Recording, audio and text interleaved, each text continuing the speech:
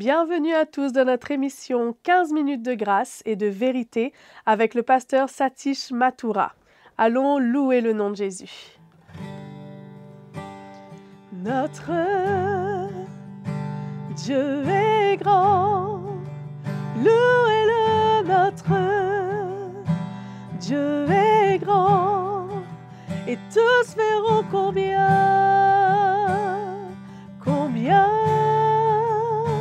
Dieu est grand.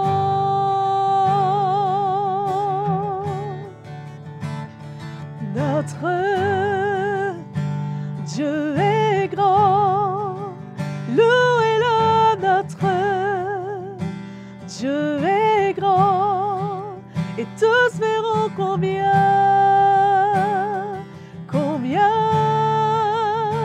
Dieu est grand.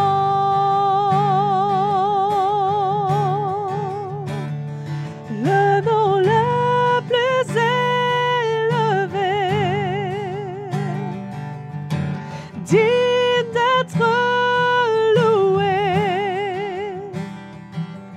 Nos cœurs verront combien Dieu est grand.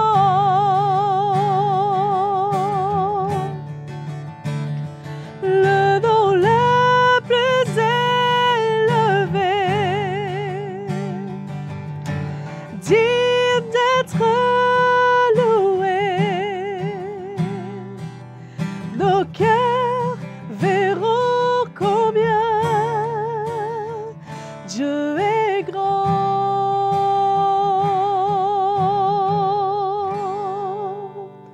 Amen, notre Dieu est grand.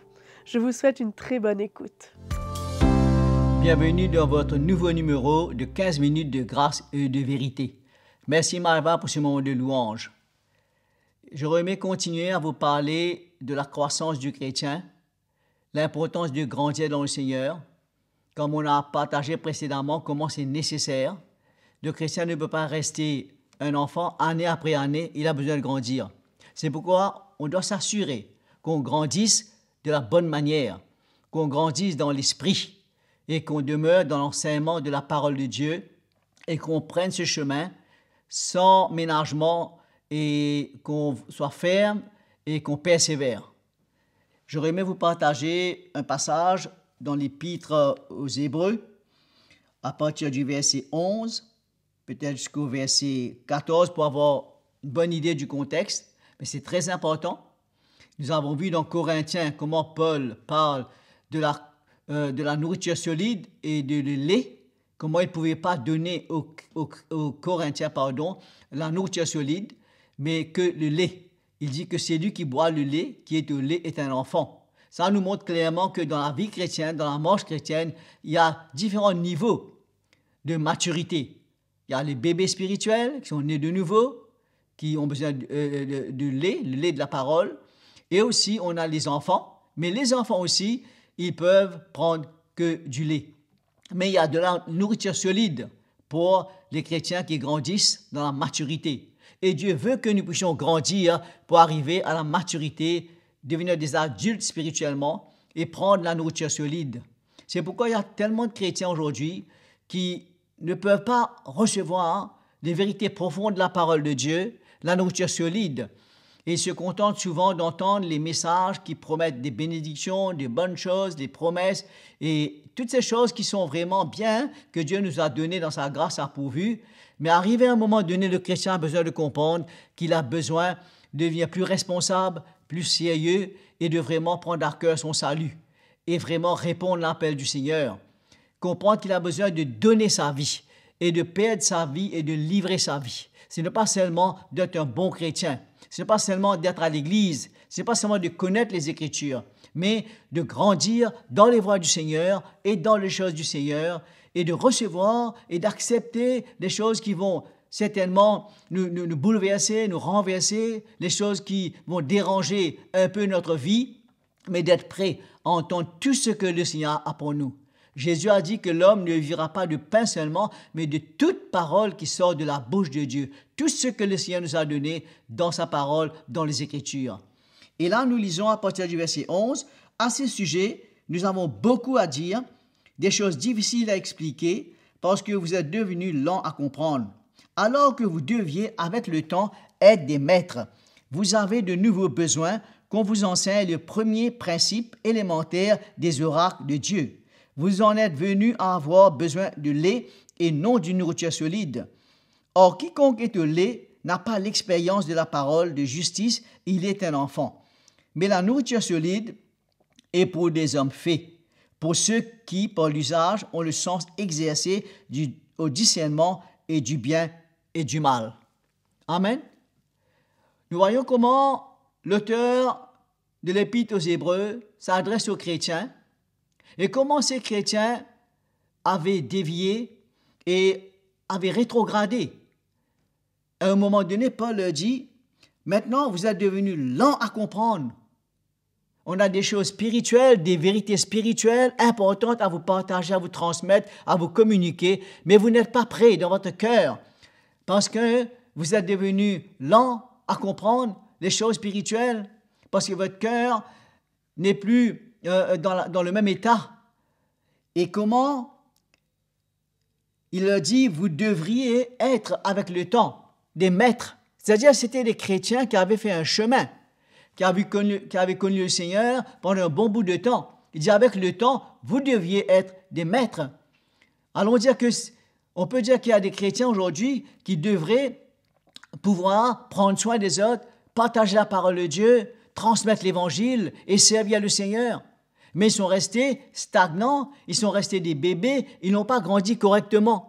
C'est pourquoi Paul fait comme un reproche pour le dire comment vous avez besoin qu'on vous enseigne les enseignements rudimentaires, élémentaires de la parole de Christ. Il dit, je ne peux pas vous donner la nourriture solide à ce moment, parce que vous ne pouvez pas recevoir la nourriture solide, parce que vous êtes un enfant. Un enfant, il va aimer les choses qui plaisent à son palais. Vous savez que les enfants aiment le lait, aiment le bonbon, aiment le chocolat. C'est un peu comme cela.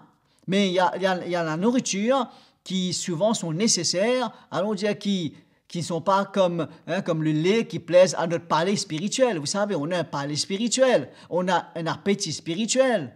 C'est pourquoi il parle du lait spirituel et la nourriture solide. Et comment c'est très important pour que le chrétien comprenne qu'il a besoin de grandir. Parce que celui qui ne grandit pas, il n'a pas l'expérience de la parole de Dieu.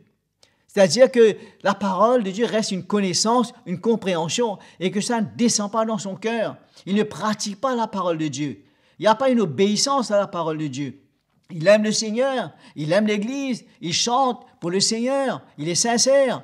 Mais s'il ne reçoit pas la nourriture solide et l'enseignement des apôtres, ce que Dieu a prévu pour nous dans sa parole, on reste un enfant. Et c'est pourquoi, des fois, les chrétiens, année après année, ils restent des bébés, ils restent des enfants spirituellement, ils tournent en rond. Et ils ne sont pas prêts à entendre certaines choses. Ils ne sont pas prêts à être repris, ils ne sont pas prêts à être corrigés. Souvent, les chrétiens se basent sur la parole de Dieu et proclamant des choses et confessant la parole de Dieu, croyant qu'ils ont une certaine autorité et qu'ils peuvent vraiment peut-être parler des choses ou commander des choses, mais ils ne réalisent pas que dans la parole de Dieu, on ne peut pas se baser seulement sur ce qu'on connaît, mais il faut vraiment l'expérience de la parole. Et l'expérience de la parole, c'est tout un chemin. Quand nous voyons la vie de l'apôtre Paul, des apôtres, des premiers chrétiens, ils étaient vraiment en train de souffrir pour l'Évangile. Ils ne prenaient pas aux souffrances de Jésus-Christ, ils payaient un grand prix. Et la vie chrétienne, pour eux, ce n'était pas que les bonnes choses et que les grandes promesses et les grandes confessions. C'est pourquoi l'apôtre les ramène. Comment? C'est lui qui n'a pas l'expérience de la parole, il reste un enfant. On peut connaître les Écritures, on peut connaître la parole du Seigneur, mais si on ne vit pas cette parole et que Jésus n'est pas à l'œuvre dans notre vie, on va rester stagnant, on ne va pas grandir, on va être arrêté quelque part. Et il nous dit que la nourriture solide est pour les hommes faits, pour ceux qui, par l'usage, ont le sens exercé du discernement, le bien du mal. Le chrétien, quand il grandit, il va discerner. Il va distinguer, il va découvrir il va vraiment voir les ruses de l'ennemi. Il va dépister les ruses de l'ennemi. Il va avoir un discernement spirituel. Et comment c'est important? Ce n'est pas seulement le discernement des esprits pour exercer un ministère de délivrance, mais tout au long de notre vie chrétienne, chaque jour, on a besoin de discerner. On a besoin de veiller. On a besoin d'être vigilant. Et quand le chrétien il grandit, il entend la parole de Dieu et que son cœur est ouvert et qu'il se soumette à cette parole, ben, il va développer un discernement spirituel. Les hommes faits, ils ont un usage, ils sont habitués. Ils savent discerner ce qui est de Dieu, ce qui n'est pas de Dieu. Et ils sont prêts à accepter le plan de Dieu et la volonté de Dieu pour leur vie. Il y a des chrétiens qui ne comprennent pas les épreuves. Pour eux, les épreuves ne sont pas de Dieu, les afflictions ne sont pas de Dieu, la souffrance ne sont pas de Dieu. Ils veulent repousser, résister et mettre cela sur le compte de l'ennemi.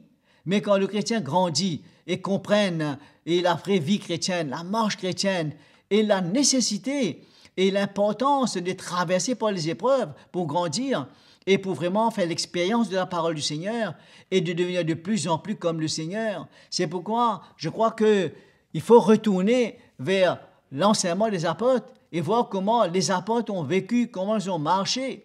C'est pourquoi Paul parlait, c'est peut-être pas Paul, mais l'auteur des Hébreux, on pense toujours que Paul, mais allons dire que c'est important de ramener ces chrétiens-là. Ces chrétiens étaient rétrogradés, ils n'ont pas grandi. Avec des années, ils devraient pouvoir prendre des responsabilités et vraiment servir le Seigneur, encourager les autres, faire des disciples, être des modèles, mais ils en ont besoin de la parole.